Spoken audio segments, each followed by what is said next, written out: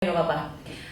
Ini adalah human nervous system, sebuah sistematika ataupun sebuah sistem gitu ya, di mana otak mengirimkan sinyal ke seluruh tubuh manusia, dari mulai kepala sampai ujung-ujung kaki kita, jari-jari kita, termasuk ke organ dalam di tubuh kita.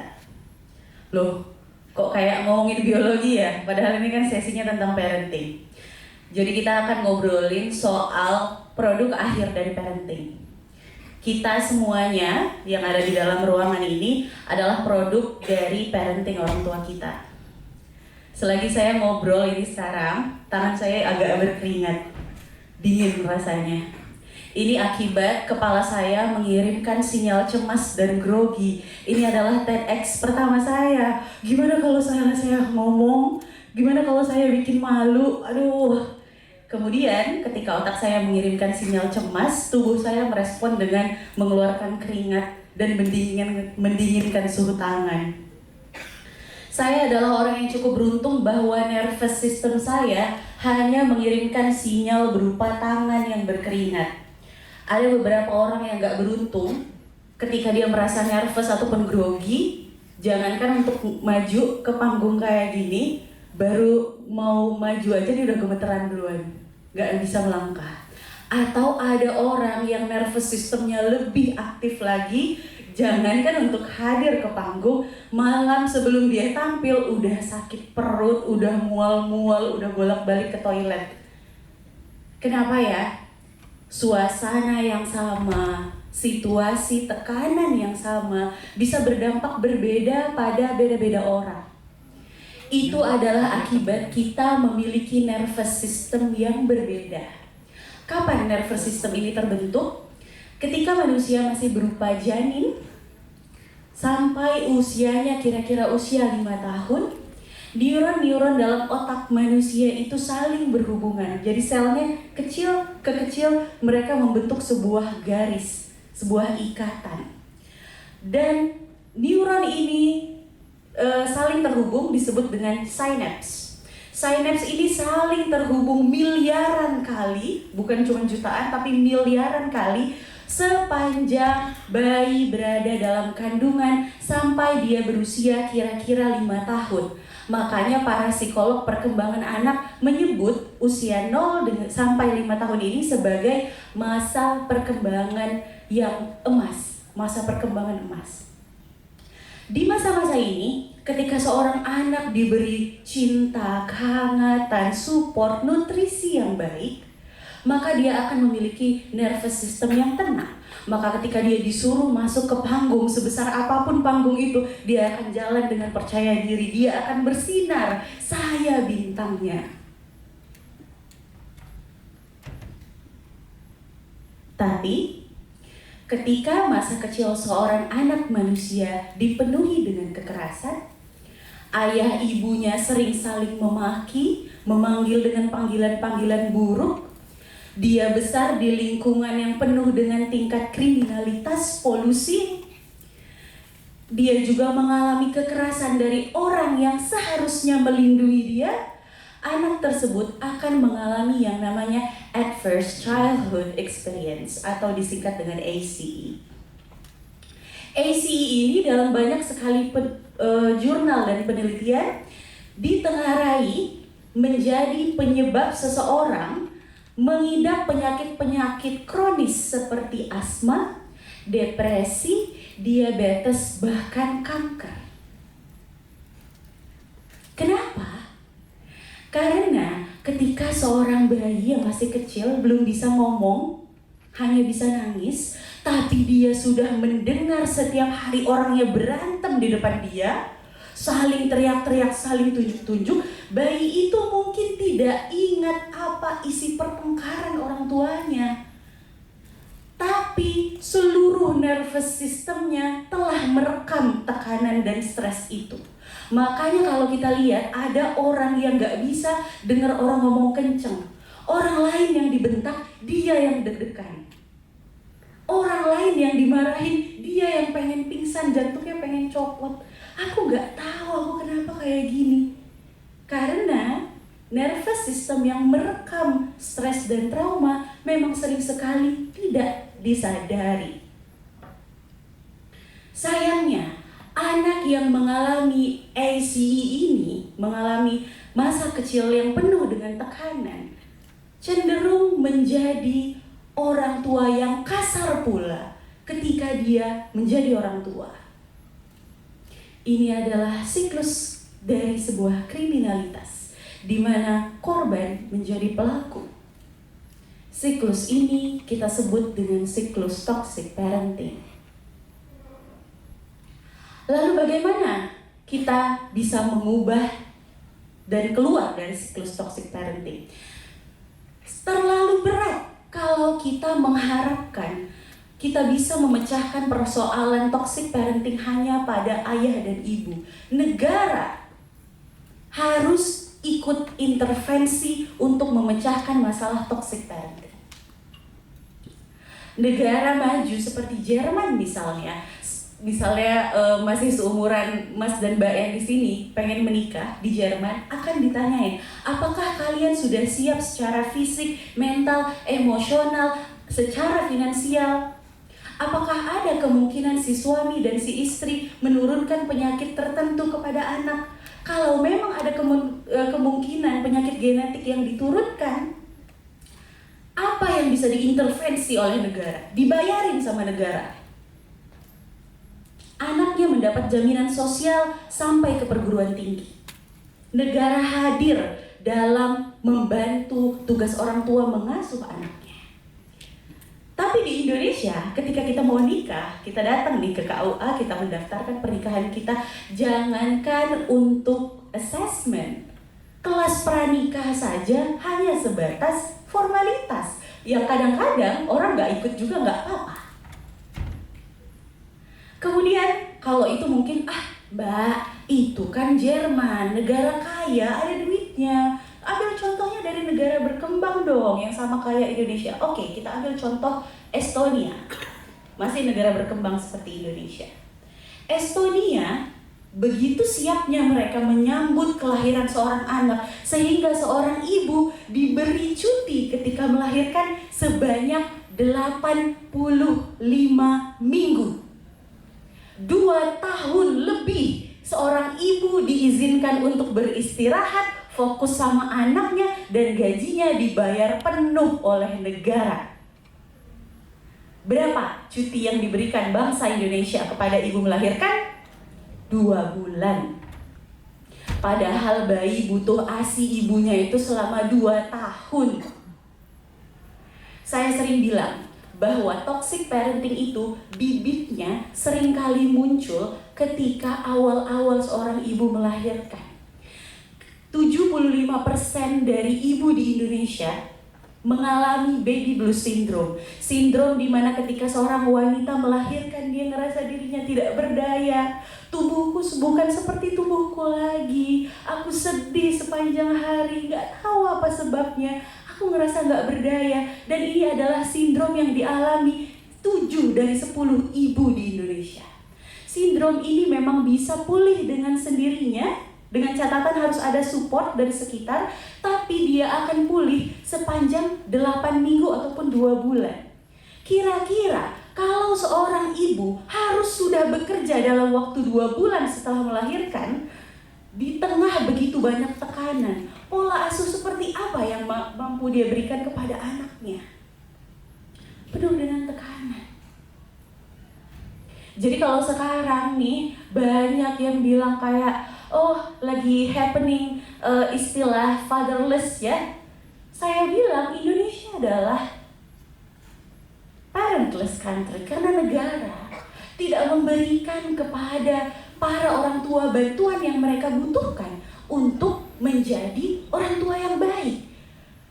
Kalau istrinya lagi baby blues, suaminya harusnya mendampingi supaya istrinya menjadi sehat kembali mentalnya, karena penelitiannya menunjukkan satu-satunya orang yang bisa menyembuhkan gangguan kesehatan mental ini memang suaminya. Tapi berapa cuti melahirkan yang diberikan bangsa ini kepada ayah? 2 hari. 2 hari. Ada bahkan perusahaan yang masih ngeles untuk nggak memberikan cuti melahirkan kepada ayah dengan alasan yang melahirkan kan bukan kamu. Lalu kualitas pengasuhan seperti apa yang bisa kita harapkan kalau kedua orang tuanya tidak bisa fokus mengurus anaknya? Kemudian kalau kita mau keluar dari siklus toxic parenting, always start with the mother. Sekarang bangsa kita lagi pontang-panting memberikan gizi kepada para ibu hamil. Tahu gak kenapa? Karena bangsa Indonesia adalah salah satu bangsa yang tinggi rata-ratanya paling pendek di dunia, dengan IQ paling rendah di dunia. Sementara bangsa ber-IQ tinggi, berbadan yang tinggi seperti Korea Selatan dan Jepang, mereka berhasil mengarahkan bahwa stereotip orang Asia itu pendek dengan gizi yang cukup. Orang Jepang sekarang pada tinggi-tinggi, tapi generasi mudanya udah ogah mau punya anak. Beberapa bulan yang lalu suami saya baru pulang dari Jepang dan dia bilang, saya bingung loh, saya jalan kemana-mana tuh gak ada anak-anak. Saya cari, gak ada anak-anak. Sekolah banyak yang tutup karena gak ada muridnya. Gak ada anak-anak lagi di sana. Yang ada adalah orang tua semakin menua. Makanya sekarang orang Jepang bahkan ngasih insentif. Siapa yang mau punya anak, kami bayarin 20 juta sebulan. Gak ada juga yang ngambil. Jadi para bapak, ketika kamu pulang dan istrimu lagi ngomel-ngomel sama anakmu sampai anakmu nangis, jangan sok jadi superhero dan menggendong anakmu. Ibu nakal ya dek, marahin kamu ya nak. Ibu emang kayak gitu, sini sama bapak aja. Tapi gendong anakmu di tangan kanan dan peluklah istrimu di tangan kiri. Bu, berat banget ya bu hari ini. Ibu capek banget ya sampai ibu marah-marah. Mandi dulu bu, mungkin ibu belum istirahat dari pagi. Istirahatlah bu, biar anak saya yang pegang. Kata-katamu itu pak, perbuatanmu itu pak, akan lebih kuat dari 1000 teori parenting yang berbusa-busa diajarkan orang. Karena sesungguhnya untuk bahagia, untuk menciptakan anak dan keluarga bahagia, hanya perlu ibu yang bahagia juga. The gentler, the merrier. Kebetulan saya adalah generasi milenial X, lahir tahun 90. Mungkin kalau ada yang lahirnya barengan dengan saya bisa relate dengan cerita ini. Saya nggak dekat dengan ayah saya. Suatu sore saya dan ibu saya dan kedua kakak saya lagi ngobrol di ruang tamu. Kita saling bercanda, kita saling ngobrol hangat. Begitu ayah saya pulang dengan wajah kakunya, satu persatu bubar. Ada yang ke toilet, ada yang ke kamar, ada yang nyalain TV. Selesai. Karena seorang ayah selalu memposisikan dirinya sebagai saya provider, saya pencari nafkah, tapi tidak memberikan kehangatan bagi anak-anaknya. Sehingga mungkin banyak sekali di sini yang kalau ngobrol sama bapaknya tuh ya kayak ngobrol sama bapak-bapak random di pinggir jalan. Udah makan? Ya, Pak Karubar. Kaku sekali komunikasinya dengan bapak. Saya, iya lagi, tadi bilang di belakang. Terus kemudian karena saya takut banget untuk bilang apapun ke ayah saya jadinya bilang ke ibu saya, Mak, tolong bilang ke ayah, besok harus bayar uang sekolah. Saya kira saya akan mendapat perlindungan dari ibu saya, tapi ternyata ibu saya adalah segelas air yang begitu penuh dan saking penuhnya, kalau ditambahkan beberapa tetes air saja dia meluap dan tumpah. Kamu gak punya mulut ya? Udah gede, bilang sama ayahmu, jangan apa-apa mama, jangan apa-apa mama. Capek mama. Akhirnya saya besar dengan mempelajari bahwa saya harus mengangkat beban saya sendiri. Saya masih kecil sekali, kelas 1 SD. Apapun yang saya alami, bullying di sekolah, nilai saya jelek, saya dilecehkan secara seksual, saya gak pernah bilang ke orang tua saya. Karena saya takut ayah saya marah, dan saya takut ibu saya bertambah bebannya. Saya diam, saya kuat. Dari luar memang saya terlihat normal. Saya berprestasi di sekolah, saya juara kelas. Kemudian ketika saya kuliah, saya dapat beasiswa full. Lulus kuliah, saya mendapatkan pekerjaan yang baik. Tapi di usia 25 tahun, nervous system saya menunjukkan apa yang selama ini dia rekam, dan saya didiagnosa depresi. Kepala saya sudah melupakan kejadian tidak enak itu, tapi seluruh tubuh saya merekamnya. Bersamaan dengan diagnosa depresi, saya mengalami yang namanya sebuah kondisi yang namanya tinnitus. Tinnitus itu telinga yang berdenging 24 jam sehari, tidak pernah berhenti. Karena anak kecil kelas 1 SD, Halimah kelas 1 SD itu tidak seharusnya menanggung sebanyak itu beban sendiri. Dia seharusnya dilengkapi dengan orang tua yang bilang, "Sini nak, cerita ke saya, apa yang kamu alami? Jangan hadapi sendiri. Kita nggak bisa ngadepin ini sendiri." Kemudian waktu berjalan, luka memulih. Seperti yang saya tuliskan di buku saya, setiap luka akan pulih. Kemudian saya menjadi ibu sekarang dari 2 orang anak yang luar biasa sekali. Dan saya lihat anak saya yang kecil itu usianya 3,5 tahun. Suatu hari dia marah, ngamuk. Ayahnya mencoba mendekati dia. Kemudian ayahnya di stop sama anak saya itu. Anak saya bilang, "Ayah, no, ayah di kamar aja. Aku lagi marah, aku mau sendiri. Nanti kalau aku sudah tenang, aku datang." Dia nangis sendiri, ayahnya di kamar. Setelah dia tenang, dia ucuk datang ke kamar. "Ayah, aku sudah tenang, boleh gendong?" Melihat itu, saya antara the gentler the merrier. Semakin lembut saya memperlakukan anak ini, semakin kuat dia ternyata. Saya sedih, kenapa yang gak ada yang ngajarin saya kemampuan seperti itu ketika saya kecil.